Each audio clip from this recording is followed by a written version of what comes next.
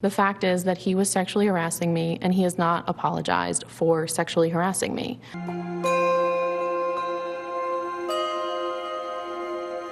Now stop talking about Dr. Seuss and start working with us on behalf of the American workers.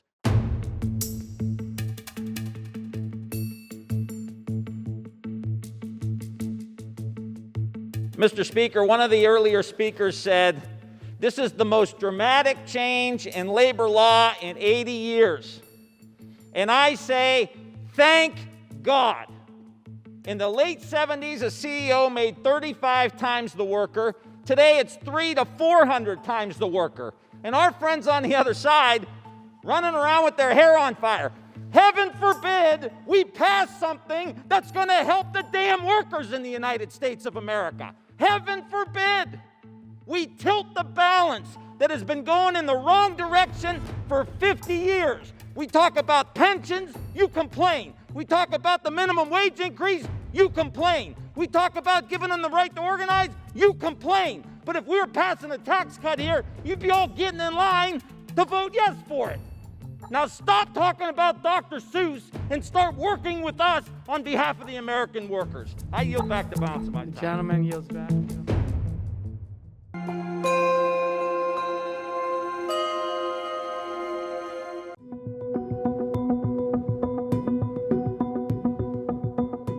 First thing that I heard, Mr. President, was that this bill was just too expensive. It's $1.9 trillion. That's a lot of money, no doubt.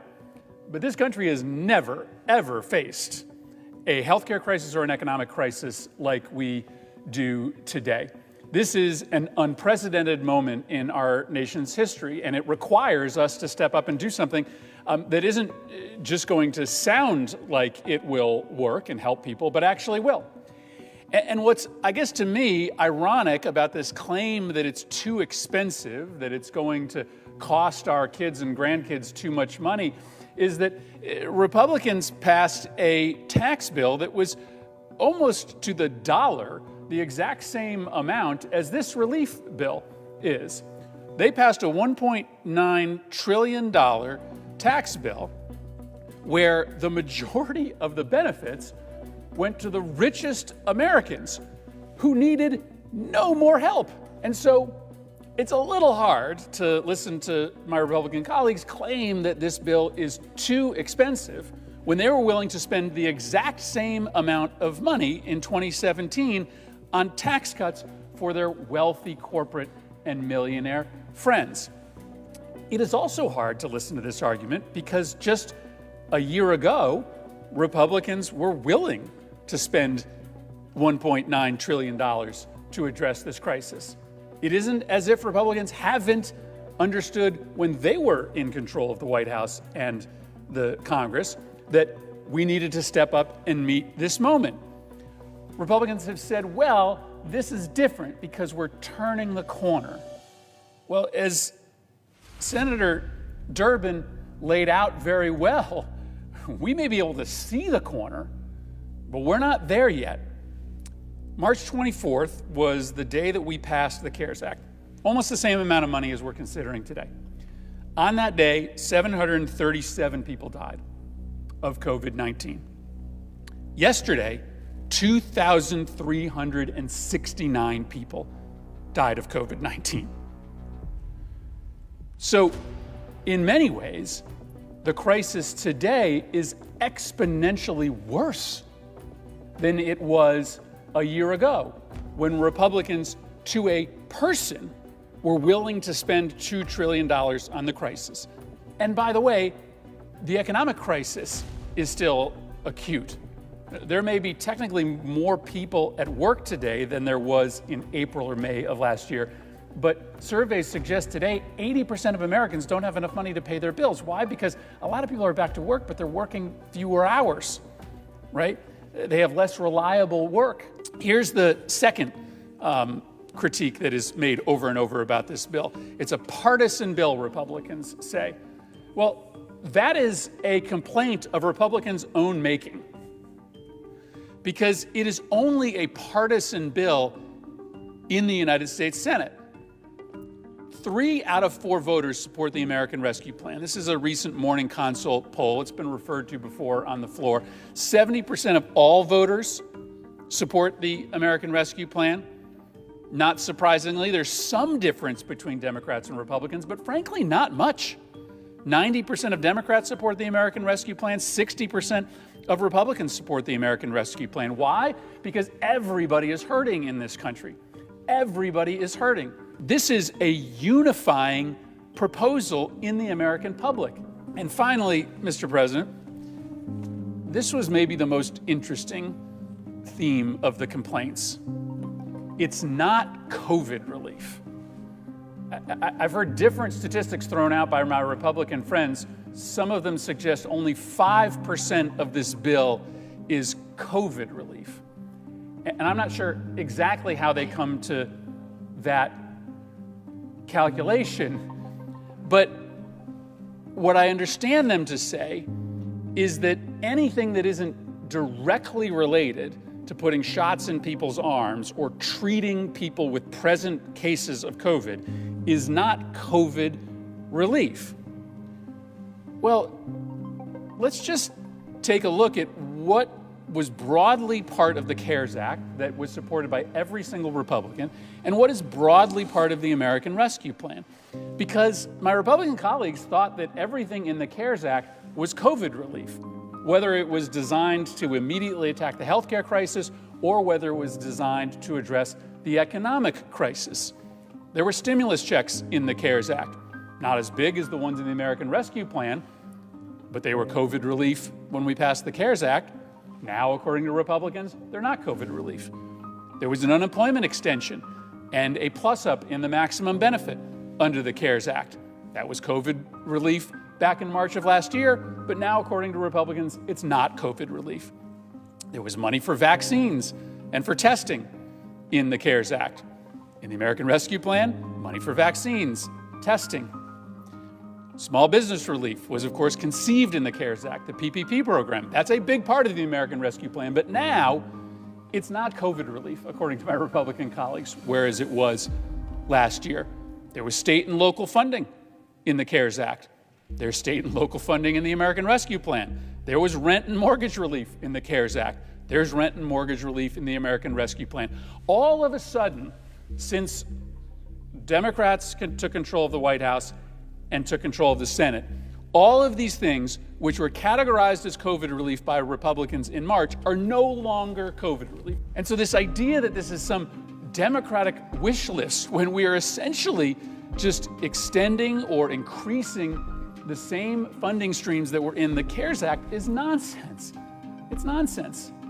Of course this is all COVID relief. Of course it is COVID relief when you are increasing nutritional benefits to people who can't afford to feed their kids because they've lost their job or they've lost hours because the economy melted down due to a pandemic. This bill is expensive, but it is not too expensive. This moment is unique, and we are mandated by our oath of office to meet this moment.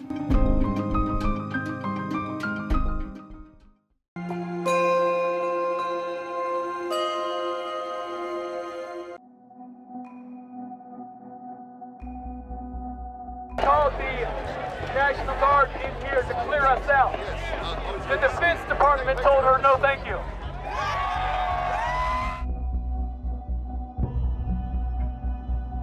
What bears out his testimony is that they did not send the National Guard there for hours. They didn't give the authorization for him as he waited with his troops to go over to the Capitol.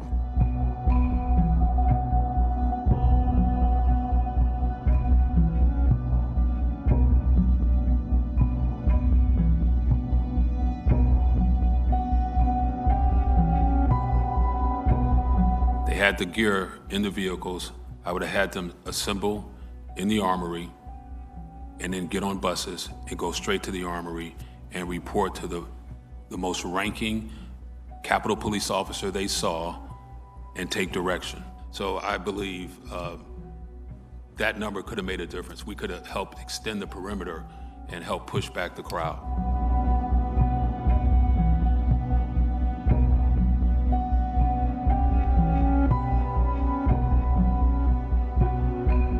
1:49 p.m., I received a frantic call from then Chief of United States Capitol Police Stephen Son, where he informed me that the security perimeter of the United States Capitol had been breached by hostile rioters.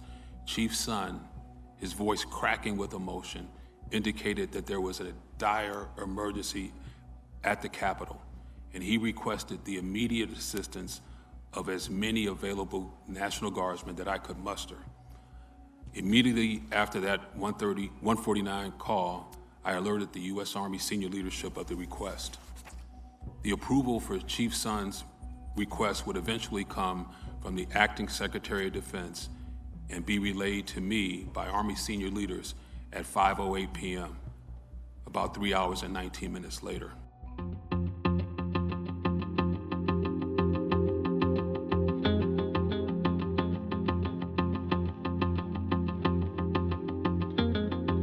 Do you remember who was mostly talking about the optics? During the phone call with the District of Columbia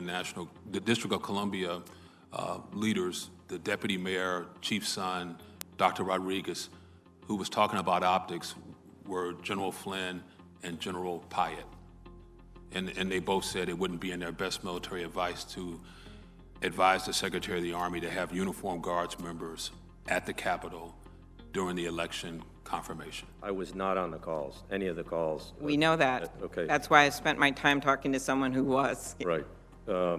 However, Senator, in preparation for the hearing, I have had the opportunity to talk to General Walker. I've had the opportunity to talk to General Pyatt and other general officers on the Army staff. I've also had the opportunity to talk to Secretary McCarthy in preparation for the hearing so that I could understand the details of the... Okay. So just if you could answer my questions, there's so many of my colleagues waiting, why this happened. General Pyatt told me yesterday that he didn't say anything about optics. He meant he didn't use the word optics, or are you saying that General Walker, who just testified that they were concerned about this, is wrong, or that... General Pyatt told me yesterday, Senator, that he did not use the word optics. But there were people in the room with me on that call that heard what they heard.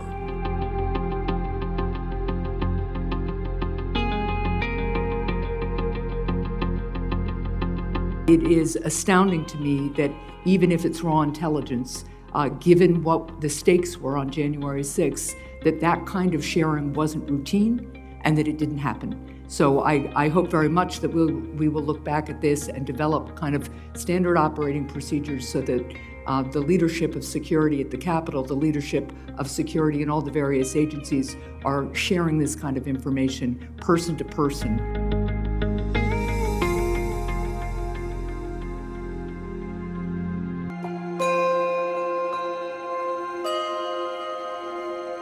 I thought, he's trying to sleep with me. The governor's trying to sleep with me. And I'm deeply uncomfortable.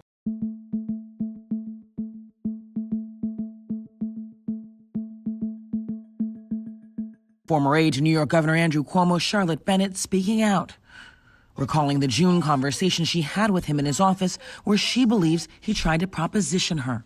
He explains at that point that he is looking for a girlfriend. He's lonely, he's tired. You've just finished dictation, and the governor is telling you he's lonely and looking for a relationship. Yes.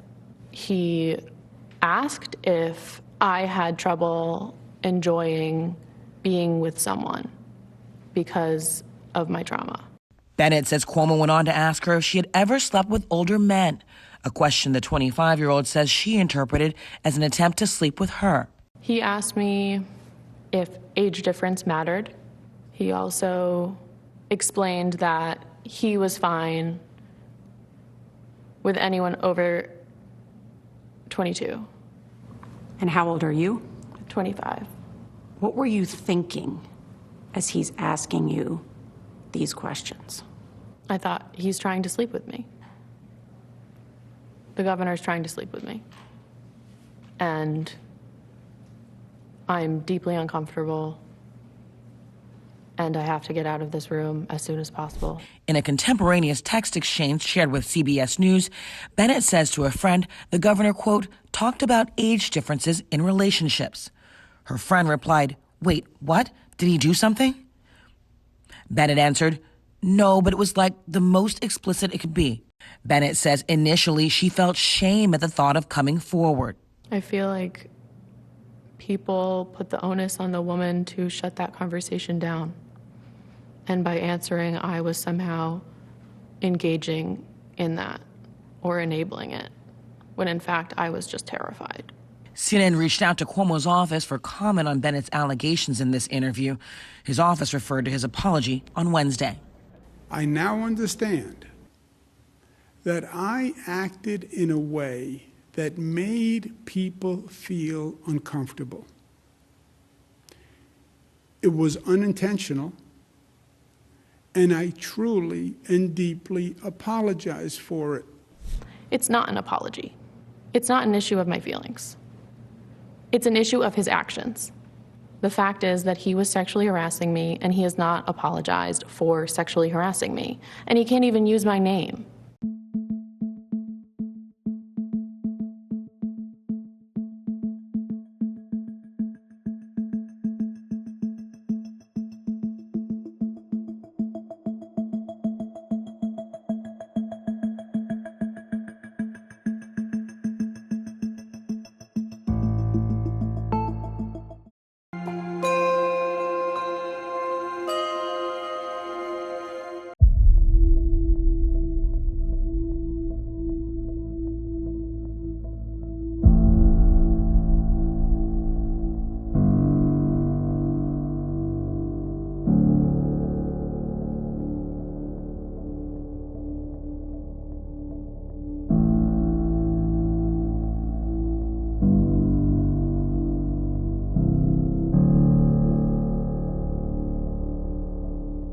Our current $7.25 minimum wage is a travesty. And I want to do some myth busting, so to speak. Why does your administration believe raising the minimum wage will also positively impact small businesses versus harm them? You raise wages for 30 million people, which is what raising the minimum wage to $15 an hour does. That means you have people with money in their pocket to spend in their communities, at their small businesses that are on Main Street and downtown. A lot of places have raised their minimum wages to $15 an hour. Some states, some cities, what we've seen there is that overall the economic effects have been positive in terms of people with more money in their pocket, in terms of the effect on businesses and job opportunities. More money to spend is going to be good for the economy, and we're confident that the $15 minimum wage is not only the right thing to do morally, it's also the right thing to do economically.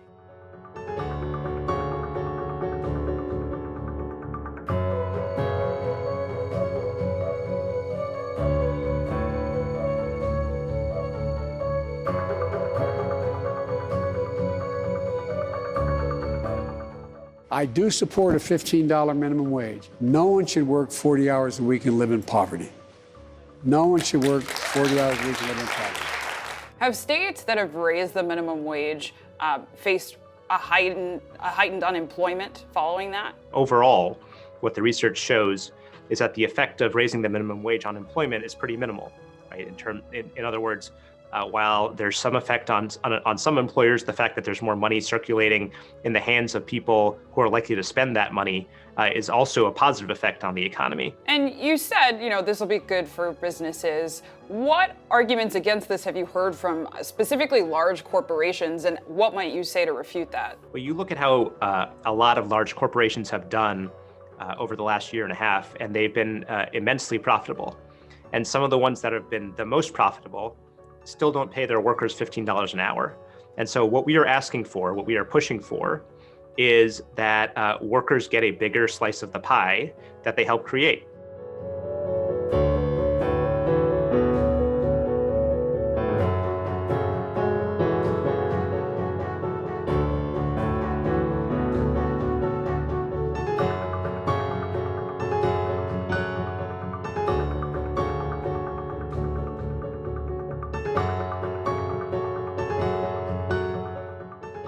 What do you say to them? If it's not included in this package, The president has made clear that he will continue to push for a $15 minimum wage, and we are going to continue working with Congress very closely to see how we can get that $15 minimum wage and how fast we can get it into law.